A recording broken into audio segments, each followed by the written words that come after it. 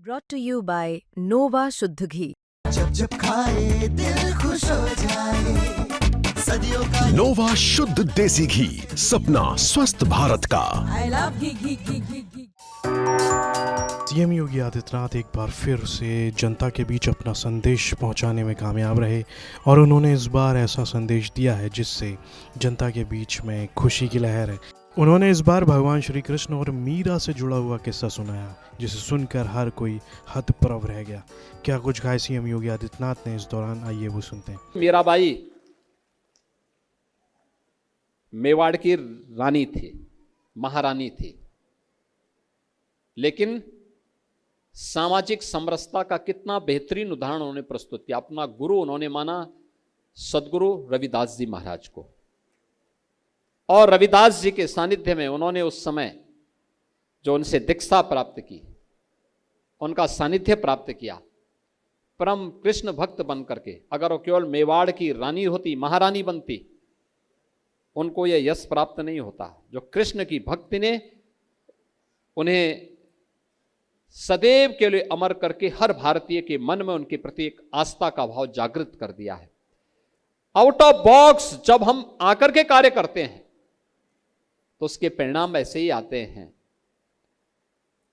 जैसे आज पूरा देश महर्षि वाल्मीकि को सम्मान दे रहा है, परम कृष्ण भक्त मीराबाई को सम्मान दे रहा है, और आज जैसे हम सब मिलकर के यहां पर एक साथ मिलकर के स्वर्गीय डीपी बोरा जी को सम्मान दे रहे हैं। सीएम योगी आदित्यनाथ की कही ये बात लगातार सोशल मीडिया पर चर्चाओं में है और इस पर लोग अपनी अपनी प्रतिक्रियाएं दे रहे हैं। पिछले कई दिनों में सीएम योगी आदित्यनाथ अपनी कही हुई बातों के लिए काफ़ी ज़्यादा लोकप्रिय हो रहे हैं। जिस तरह से वो लगातार प्रदेश में किसान के विकासों की, छात्रों के रोज़गार की योजनाएं ला रहे हैं और जिससे प्रदेशवासियों को लगातार फ़ायदा हो रहा है। इस सब पर आपकी क्या राय है, कमेंट बॉक्स में लिखकर हमें ज़रूर बताएं। और यूपी से जुड़ी तमाम खबरें देखने के लिए आप देखते रहिए यूपी तक। पीड़ा तो आपके भीतर बहुत है, लेकिन आप जब इस बुरे दौर में थे तो घृणा नहीं है, घृणा नहीं, वो मेरा अल्लाह मना करता है। किसी की खुशामद में नहीं, खौफ खुदा में, क्योंकि वो रब्बुल आलमीन है, वो रब्बुल मुस्लिमीन नहीं है। और जब सबका रब है तो उसकी मखलूक से नफरत करने का मुझे हक नहीं है। अल्लाह उसके लिए रोकता है मुझे। लेकिन सर एक बात और हुई कि जब आपको ये आखिरी मामले में जमानत हुई तो चर्चा ये निकली, मैं चर्चा शब्द इस्तेमाल कर रहा हूं, कि कोई ना कोई सॉफ्ट हुआ।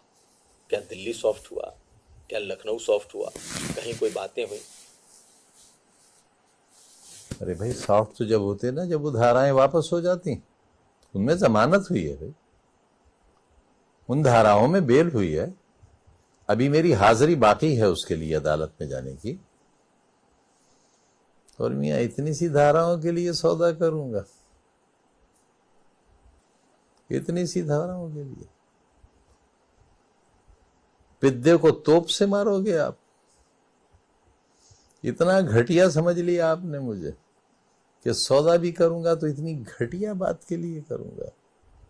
इतना घटिया तो नहीं हूं। जिन्होंने ये बात कही होगी वो इतने घटिया होंगे, मैं नहीं हो सकता। इतना 5 बरस का सहने के बाद पूरा शहर बर्बाद, पूरा घर खानदान बर्बाद, तो इन धाराओं के लिए सौदा करूंगा? अब यहां से आगे कहां देखते हैं सियासी तौर पर खुद को? अभी तो साहब ये कैसे? देखते हैं कि हमारा स्वास्थ्य ठीक होना चाहिए। जिंदा रहेंगे तो कुछ सोचेंगे, जिंदा ही ना रहे तो क्या सोचेंगे। अभी तो अपना स्वास्थ्य ठीक करेंगे। अब उसमें 6 महीने लगे, साल लगे, 2 साल लगे, अब तो ठीक है। लेकिन जब सियासत की बात निकलती है तो बड़ी चर्चा ये होती है कि आजम साहब के बगैर कम से कम उत्तर प्रदेश की सियासत नहीं साहब, को आप नहीं सोच सकते, खास करके समाजवादी पार्टी। आप बचपने की बातें कर रहे हैं। मुर्गा बांग नहीं देगा तो क्या सूरज नहीं निकलेगा?